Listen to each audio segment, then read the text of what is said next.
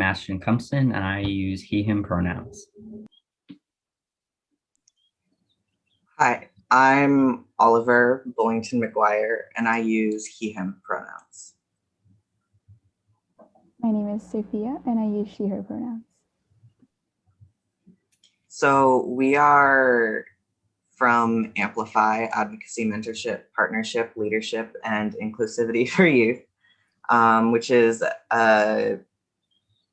youth groups under the nonprofit Scaffolding, Advocacy, and Inclusive Leadership. So we're going to be presenting on gender and sexuality spectrums today. Next slide. So first, we're just going to go through some basics. So the classic acronym is LGBT. L stands for lesbian. So that's a woman who is exclusively attracted to other women. Some people also describe it as non-men being attracted to non-men. G stands for gay, so a man who is exclusively attracted to other men. A lot of people also use it as an umbrella term for anyone who experiences same-gender attraction. So lesbian people might use it, or bisexual people. B stands for bisexual, so that's a person who is attracted to two or more genders. Some people see this as interchangeable with the term pansexual. That's a highly debated topic though, so for more nuance, I would suggest looking into that independently. And the T in LGBT stands for transgender, so that's a person whose gender does not match the gender that they were assigned at birth. So there's a lot of variations on the acronym LGBT. A lot of people don't fit under those four basic labels in the classic acronym. One of the things that you'll see really often is a Q added on to represent those who are queer or questioning. On the term queer, once it was used as a slur, and some people still have that trauma associated with it from having it used as a slur against them. It's pretty commonly now used as an umbrella term for the LGBT community or for people who do not feel represented by one label. However, before describing someone as queer, because of the history that the term has, it is really important to ask if they are comfortable with that, because it has a lot of trauma attached to it for some people. And there are other variations of the acronym. There are additional letters that get added on, like you may see LGBTQI, but many choose to just sum that up by adding a plus at the end. So LGBTQ plus or LGBT plus. And now I'm gonna hand it off at the next slide.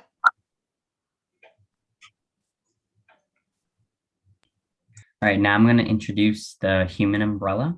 This is an image that shows the two differences between gender and sexuality, and they're very different and do not influence each other. So on the left, we have gender with transgender, questioning gender, gender queer, intersex, agender, which applies to male, female, and cisgender, and sexuality, which is lesbian, gay, bisexual, questioning sexuality, queer, asexual, heterosexual, and straight. And you know that these are two separate identities. So if someone expresses more feminine, that does not mean their sexuality changes as well. All right, here we have another good image to show the difference between sexuality and gender. At the top, we have sex, which is the sex assigned at birth, often showed with chromosomes, gender expression of how we express ourselves outwardly, gender identity, how you feel and see yourself, and sexual orientation, who are you sexually and emotionally attracted to. And all of these are on different spectrums. You do not have to be one side or one label. They all depend on the person. The one big misconception is between gender expression and identity.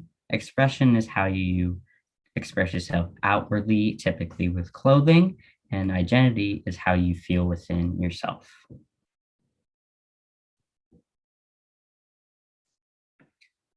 Here we have gender identity. Gender identity has no relation to sexual orientation, as I have previously stated.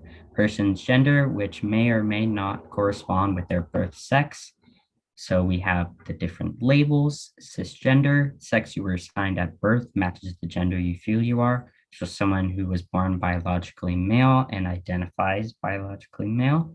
Transgender, an umbrella term to describe anyone who does not feel that their sex at birth matches the gender they feel they are.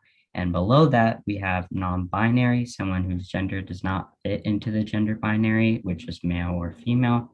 And genderqueer, a person whose gender identity may change or does not change under one specific label. And gender fluid, someone whose gender identity constantly changes and is not set in male or female. Here we have gender expression. It is how you express your gender to the world outwardly.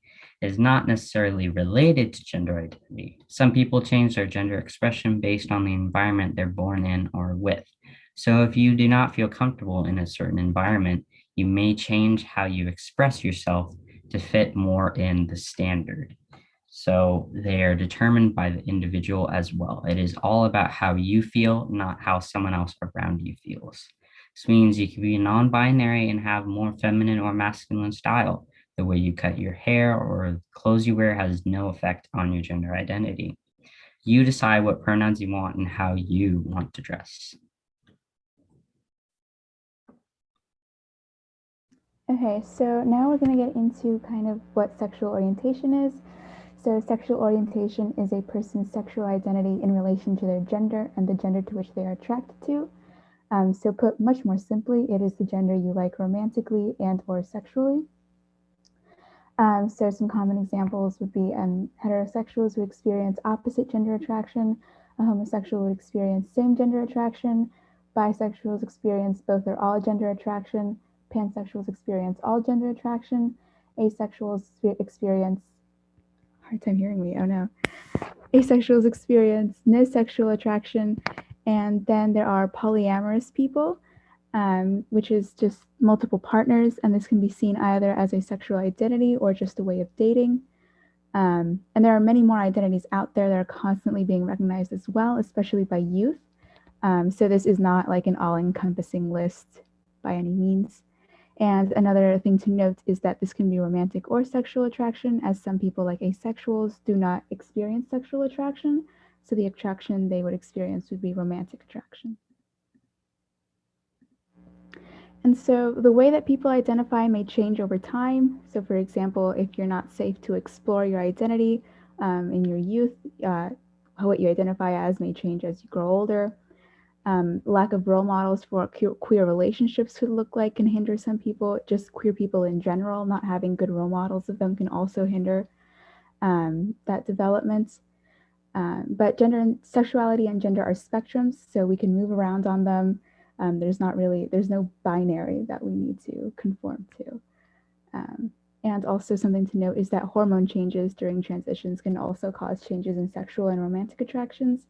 And just as people get older, preferences and desires can change. And so I guess this brings about the question of labeling oneself and why people do it. So there are some complications that come with this, like other people wanting to put labels on a relationship or labels on people that they just don't have a right to put on them. So each person really only has the right to label themselves in their own relationships. And as to why labeling your own relationship and labeling yourself can be very validating and empowering, especially after periods of confusion over your identity, to really settle into a label and feel comfortable with it can be very empowering for some people. All right, here we have some consent basics.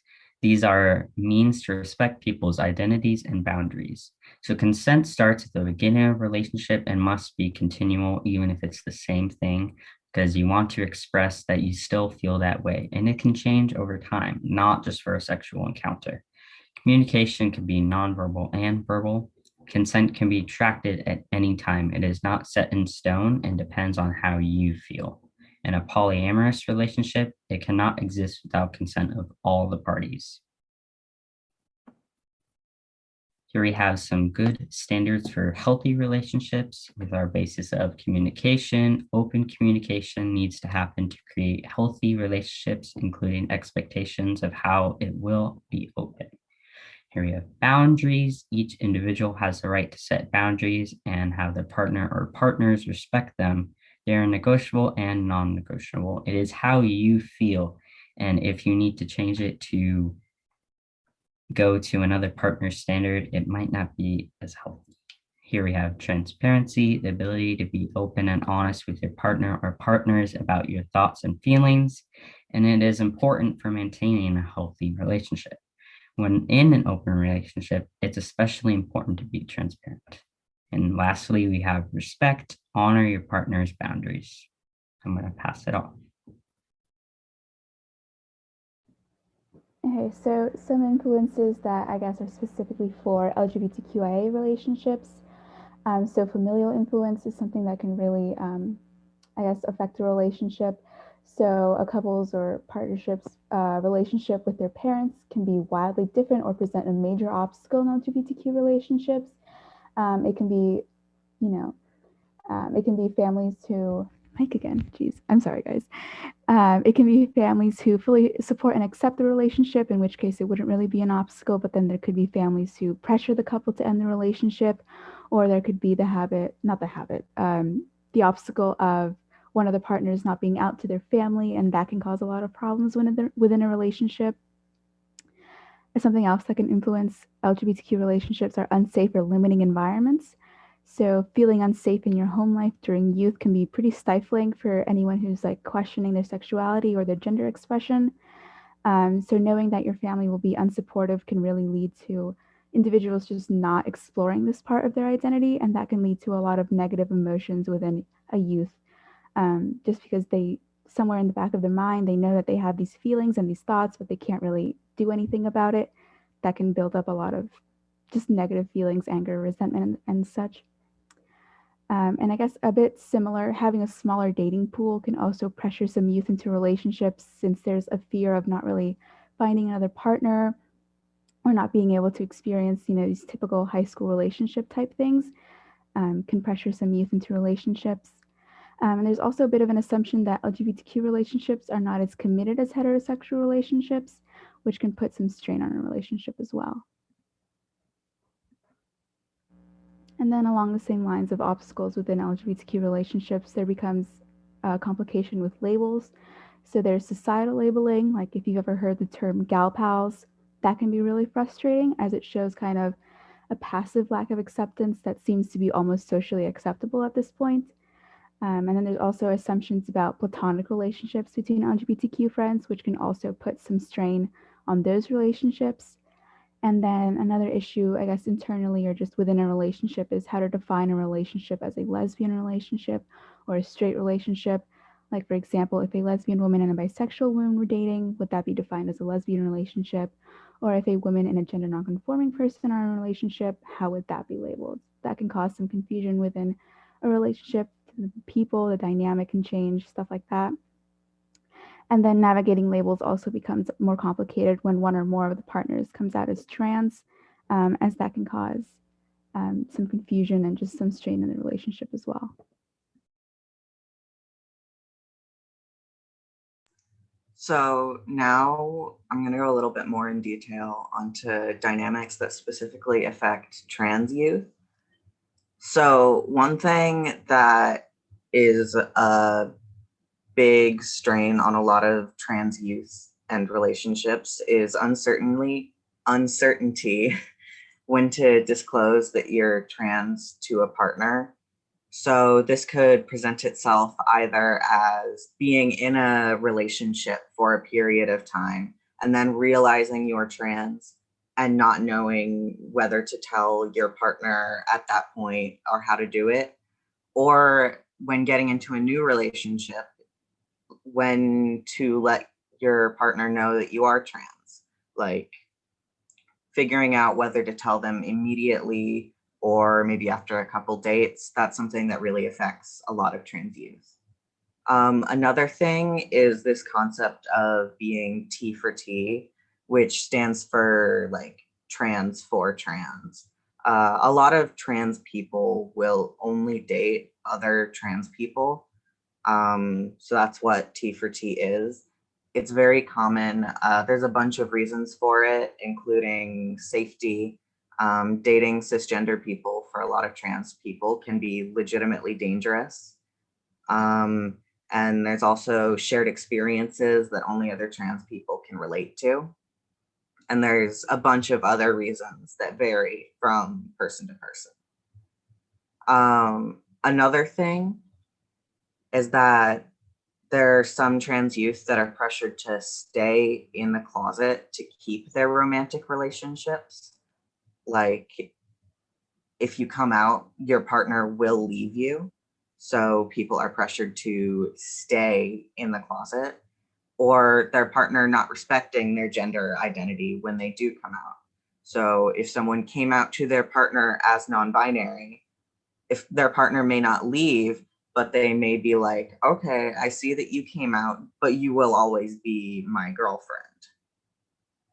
So that's something that can affect and strain a lot of trans relationships and affect a lot of trans youth.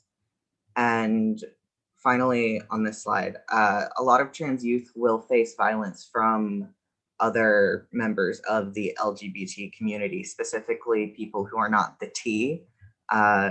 Trans people still face violence from LGBT people, as well as from cisgender heterosexual people. So trans people get that from within their own communities and queer spaces, as well as from the outside.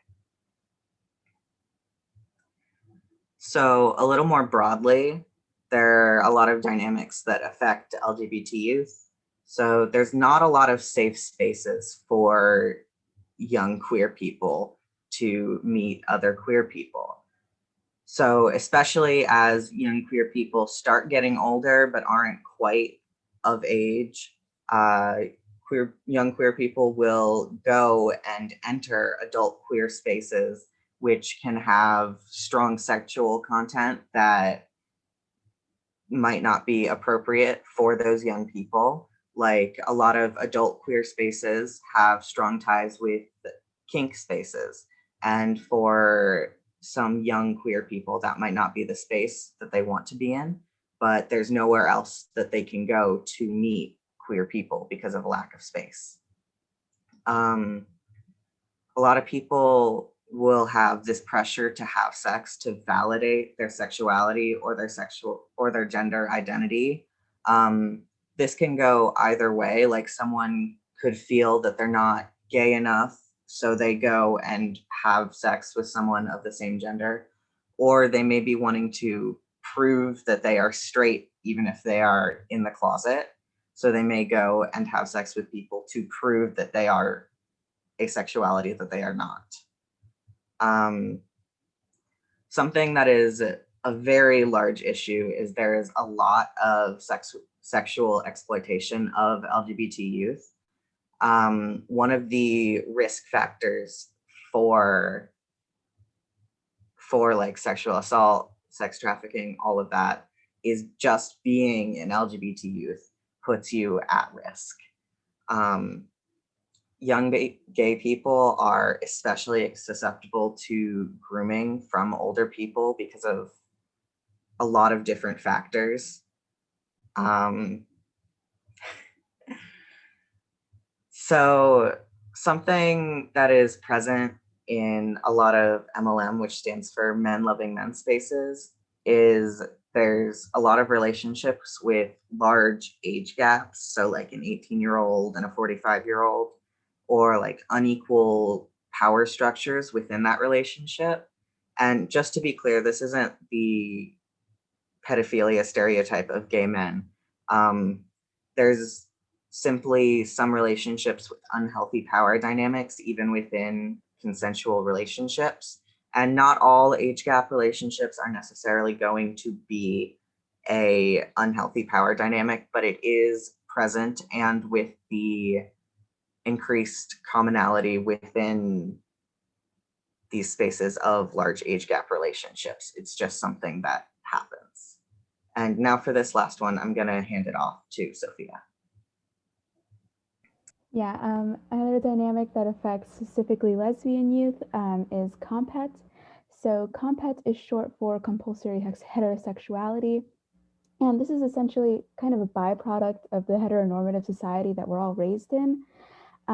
It's when a young lesbian, or I guess theoretically an older lesbian as well, but since this is about LGBT youth specifically, it's when young lesbians have like the compulsive desire to identify as heterosexual despite inner feelings that indicate otherwise.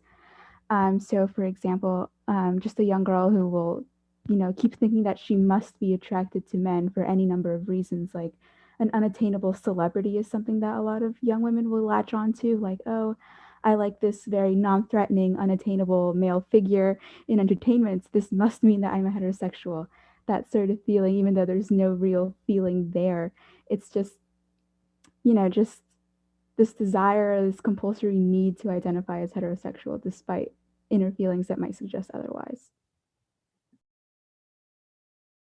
Okay, and so now we're jumping into a kind of interactive true or false segment of our presentation.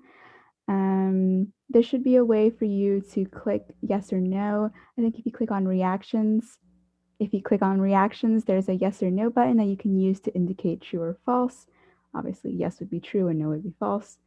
So let's get into it. So, true or false, if you are in a relationship with someone of the same gender, then you are gay, or if you are in a relationship with someone of a different gender, you are straight. Okay, I guess we didn't really get the suspense for this one, but it is false. The gender of your partner does not define your sexual orientation, you do. So this time for our next question, everyone participate. You can click on reactions and then click on either yes or no, depending on your answer. Sophia, that's what I was coming out to say, and I messed up and forwarded it. Have people just put true or false in the chat. We don't have the yes or no with this version of Zoom. So put true or false for it in the chat. Okay, so put true or false in the chat to answer since we don't have the reactions. So our question is true or false, being in a relationship with a transgender woman makes a man homosexual?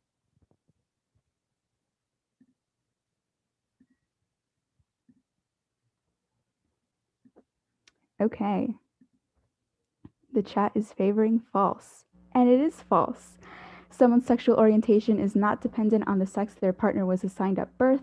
Transgender men are men and transgender women are women. Take two. So, true or false? Being intimate with someone of the same gender without your partner's consent does not count as cheating if you are in a heterosexual relationship.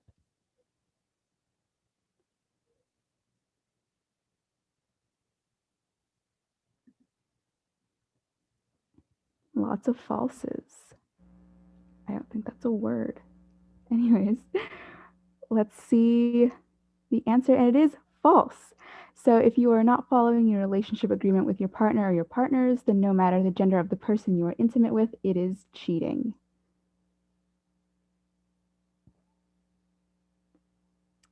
Numero dos. True or false? Someone cannot give full consent to a sexual encounter unless they are aware of whether or not their partner practices safe sex.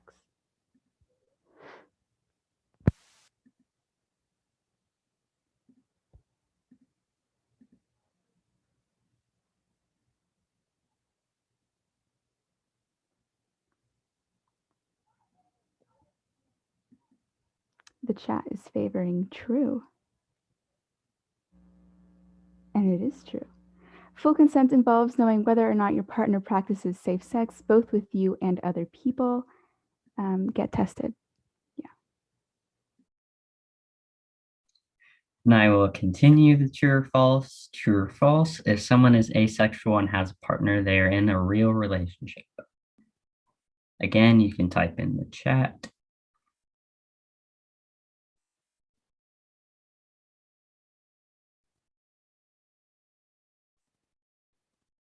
Seems to favor true. This is true. The legitimacy of a relationship is not based on sex, but defined by the people involved. And more true or false, LGBTQ youth are at a higher risk of exploitation than cisgender heterosexual youth.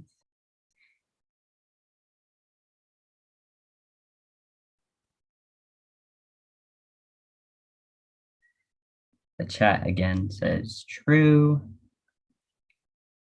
This is unfortunately true. Due to multiple different risk factors, LGBTQ youth are at a much higher risk of exploitation. All right, our last true or false slides. True or false, in most high schools, health education includes all types of relationships, not just heterosexual.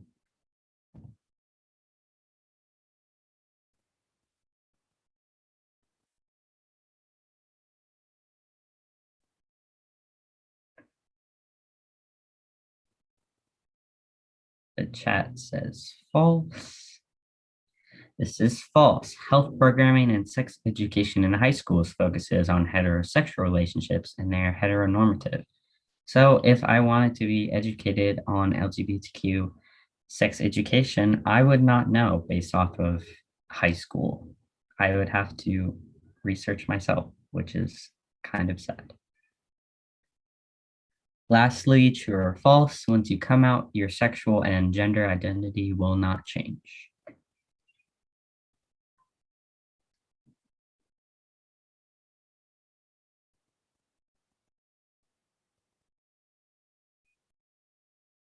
The chat says false. This is false. People's identities are subject to change as time goes on or not, based on personal experiences, freedom to explore, etc. Once you label yourself, your identity is not set in stone. It can change at any time and as much as you wish.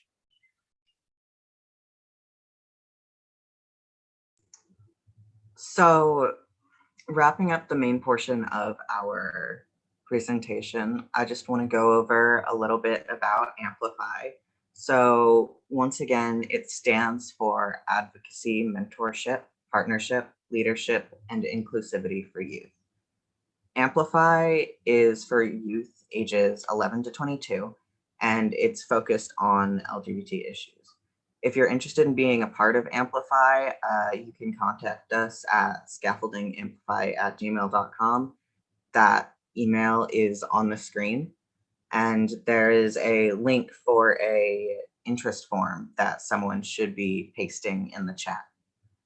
So AMPLIFY currently meets on the first and third Wednesdays of the month at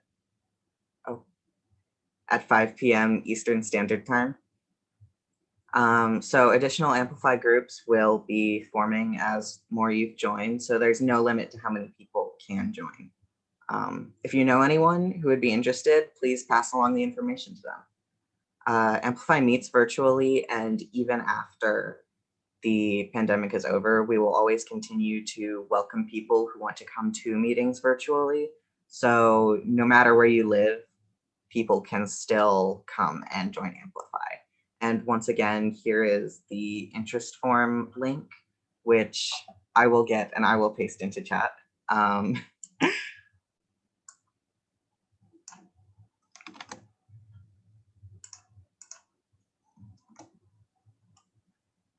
The interest form link is on in the chat.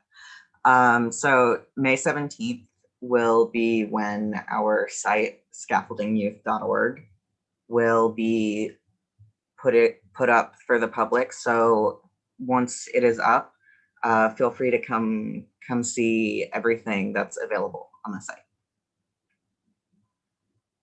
And the email is incorrect also. So I've put the correct email in it. It's Scaffolding Advocacy, not Scaffolding Amplify. We're going through the process of becoming a 501(c)(3), so we don't have our own emails yet. So we're still using just Google Mail. But yeah, our website will be active on May 17th. Sorry, Oliver, go ahead. What was I saying?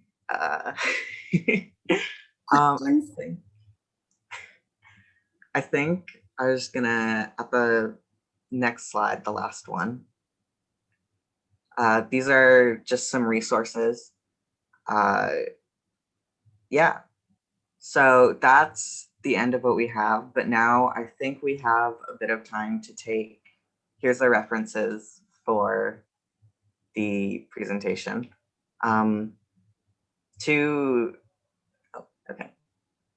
We have some additional time to take questions, correct?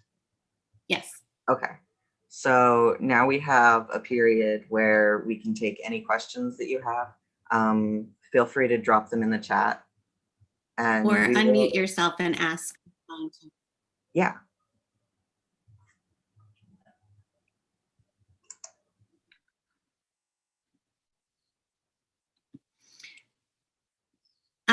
We don't usually send the slides, Liz, but the presentation itself will be available for people, if that's okay. If there's specific things that you want, email us at scaffolding advocacy at gmail, and we can give you parts of the presentation, but we don't like to give out the whole presentation. Anybody else?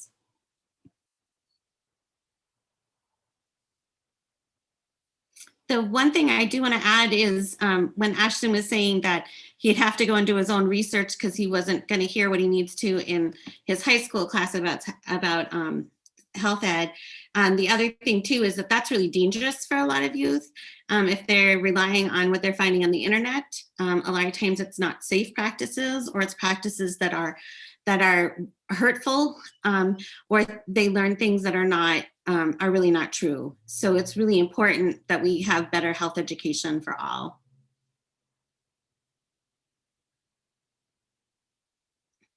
Liz, I can definitely send you, if you want to chat me personally, you can just chat to me. If you give me your email, I can email you those resource slides. Or you can email us at scaffoldingadvocacy.gmail.com and we can send them to you that way too.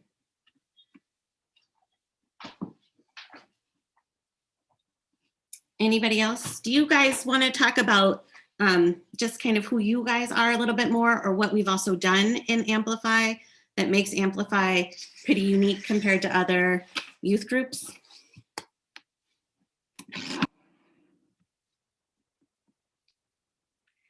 Don't be shy. You guys can do it. I was just waiting to see if anyone else was going to unmute first. So I am the president of the GSA, which we call Equal Club, at Wakefield High School in Arlington, Virginia. And I've been at Scaffolding since the beginning. Scaffolding and Amplify. It's a really unique organization that I haven't seen anything like it before. Amplify is extremely youth-led. There's youth on the board of the nonprofit, and the youth really drive where the organization does, and nearly everything that the groups do is led by youth.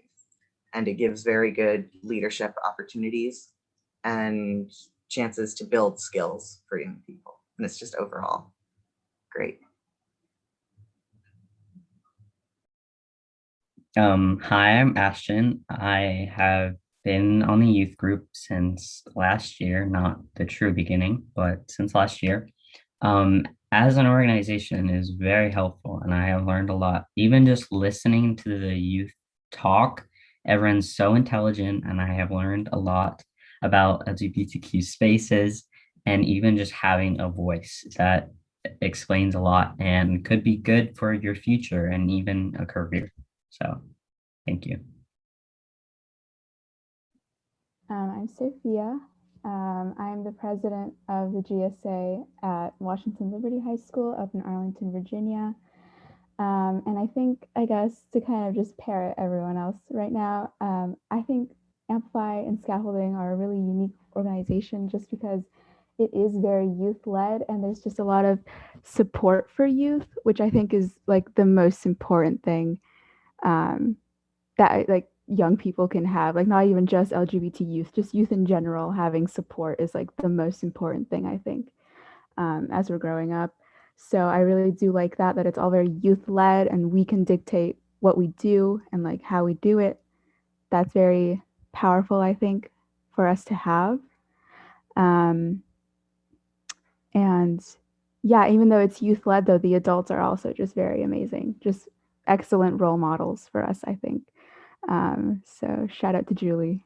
Um, so yeah, I really do love Amplify. And I think it's a really good organization and a really important thing that we have in our lives. And I'm very grateful for it. Yeah, I should also explain, so Scaffolding, Advocacy, and Inclusive Leadership is the umbrella or the parent company and the parent organization, and then Amplify is underneath it. And the reason that we did it that way is because people can ask Scaffolding and Amplify. We do trainings, we do speakers, we do these kinds of presentations, but we've also done other ones when people have asked us for specific things.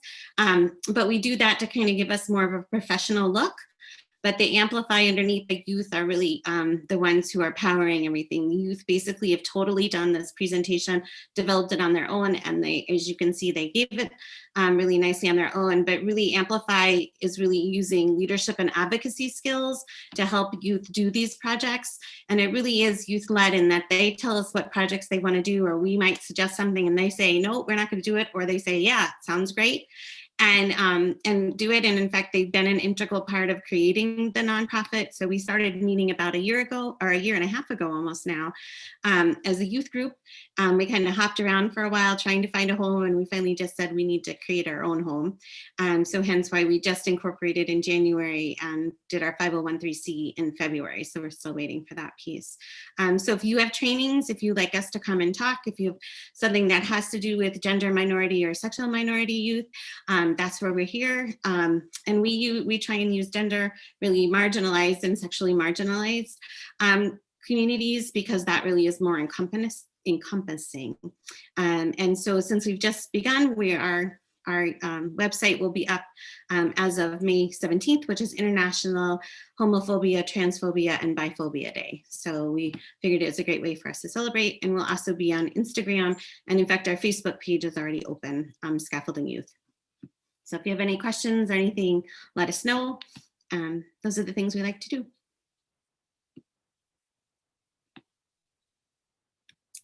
Any other questions or comments from people who are attending?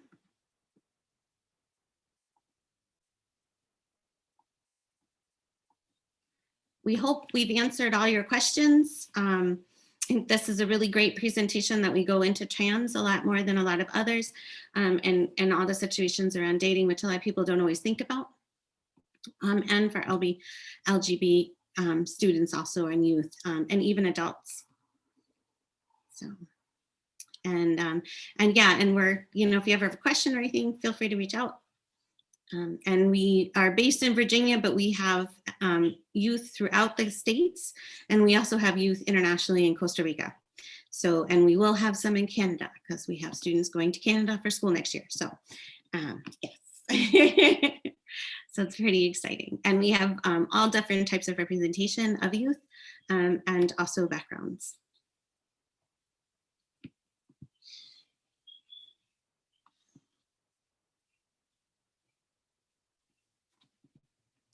If nobody has anything else, we can say goodbye, unless people have questions or things. Thank you for the nice comments. Thank you very much to everyone in the chat. And also thank you to Project Peace for having us.